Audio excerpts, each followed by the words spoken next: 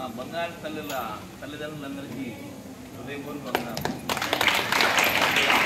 అదే మాదిరిగా ఈ స్కూల్కి విచ్చేసినటువంటి మన ఎంపీడీఓ గారికి, అదే మాదిరిగా స్థానిక సర్పంచ్ చంద్రాయుడు గారిని, అదే మాదిరిగా మన ఎంపీఓ మేడం గారికి, మన ఆర్జే వెంకటేశ్వర అధికార ప్రతినిధికి, మన స్కూల్ చైర్మన్కి, మాజీ చైర్మన్కి, సర్పంచ్ స్టాఫ్కి, మరి ముఖ్యంగా ఈ బంగారు తల్లి చదువు చెప్పే మేడంలకి అందరికీ హృదయపూర్వక వందనాలు.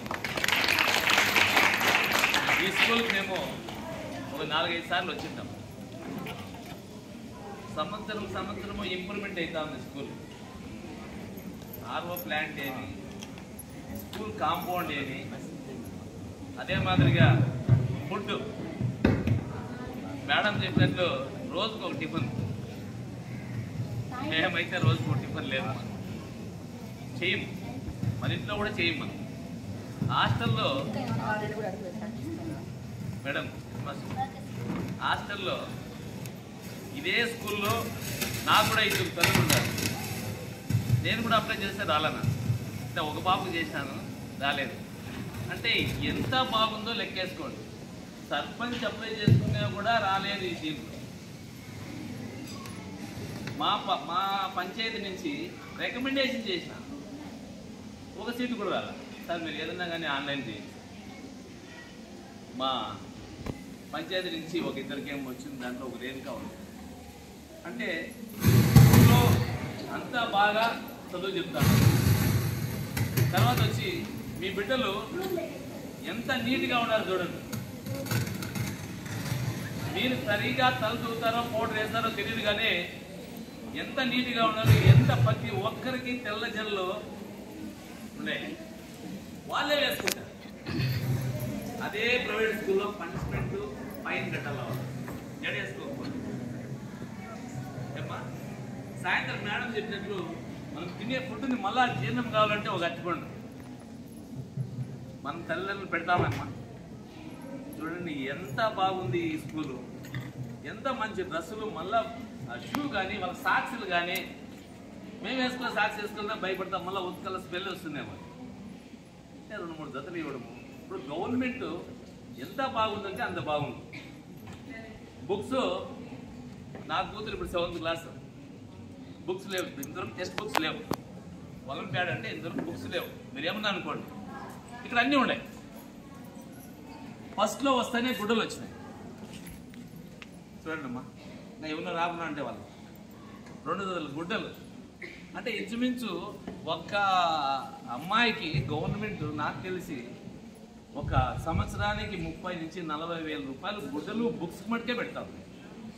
అదే ప్రైవేట్ స్కూల్లో అయితే లచ్చి కట్టినా మళ్ళీ స్కూల్కి బుక్స్ సపరేటు, ఫుడ్కి సపరేటు, హాస్టల్కి సపరేటు, డోబీ గుడ్డలు ఉతికేదానికి సపరేటు. ఏమ్మా గుడ్డలు ఉతికేదానికి కూడా మన సపరేటు. ఈ పిల్లలు యూనిఫామ్ నాకు తెలిసి వాళ్ళు 2-3 రోజులకు ఒకసారి గుడ్లు ఉతికినట్టుగా ఉన్నారు వాళ్ళే. ఎదురు అంతా ఆరేసింది. ఎంత ఆనందం మన పిల్లలు, మన ఆడపిల్లలు. నేను కూడా 10th క్లాస్ పిల్లలకి ఇంతకుముందు వచ్చినప్పుడు ప్యాడ్స్ కానీ వాళ్ళ ఎగ్జామ్కి కావాల్సినవన్నీ తీయించిన.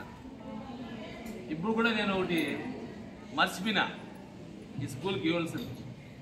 ఇప్పుడు ఈ ఎంయూ మేడం కానీ, మా సర్పంచ్ చంద్రాయుడు కానీ, హెడ్ మాస్టర్ కానీ, మన ఎంపీడీఓ సార్ ముందర చెప్తాను, దయచేసి మేడం మీరు కొంతమందిని సెలెక్షన్ చేసి బీద పిల్లల్ని తల్లిదండ్రుల ముందు చెప్తాండ. ఎందుకంటే నాకు కూడా 2 కూతుర్లు పెంచడం ఈ కాలంలో చాలా కష్టం. మీరు ఏమన్నా చెప్పండి, ఎంత కష్టం అంటే రోడ్డు మీద వదిలితే తిరిగి వస్తుంది మా బిడ్డ అనేది నమ్మకం లేదు. అట్లాంటి ఇంతమంది 200 అమ్మాయిల్ని ఈ టీచర్లు కాపాడుతున్నారంటే వాళ్ళకి ఒకసారి మీరు అంతా క్లాప్స్ కొడితే అర్థం కదమ్మా. ఎందుకంటే వాళ్ళ సొంత బిడ్డల మాదిరి కాపాడుతున్నారు. ఎందుకంటే నాకు కూడా 2 కూతురు ఉన్నారు కాబట్టి వాళ్ళ విలువ తెలుస్తుంది మాకు. వాళ్ళు నిజంగానే వాళ్ళు బంగారు తల్లులు. వాళ్ళు మనకు బిడ్డలైనా కూడా వాళ్ళ తల్లులతో సమానంగా మనం చూసుకోవాలి.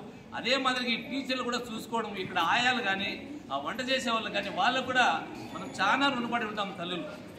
కాబట్టి మీరందరూ మీ బిడ్డలకి ఏం చెప్పాలంటే అందరూ అమ్మా మీరు క్రమశిక్షణ బాగుండాలా, మీ టీచర్లను బాగా మర్యాద ఇవ్వాలా, టీచర్లు చెప్పింది వినాలా అని మీరు వాళ్ళకి చెప్పాలా.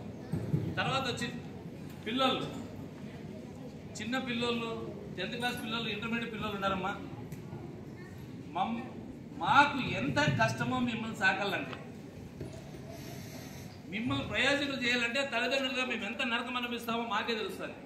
తల్లిదండ్రులకి మీరు ఆ విలువ కాపాడుకొని మీ తల్లిదండ్రుల మీద మీకు భయము భక్తి ఉంటే బాగా చదువుకొని ఫస్ట్ ఈ స్కూల్కి, మీ హెడ్ మాస్టర్కి, ఎంఈఓకి, టీచర్లకి మంచి పేరు తేవాల. ఏమ్మా పిల్లలు ఇస్తారా?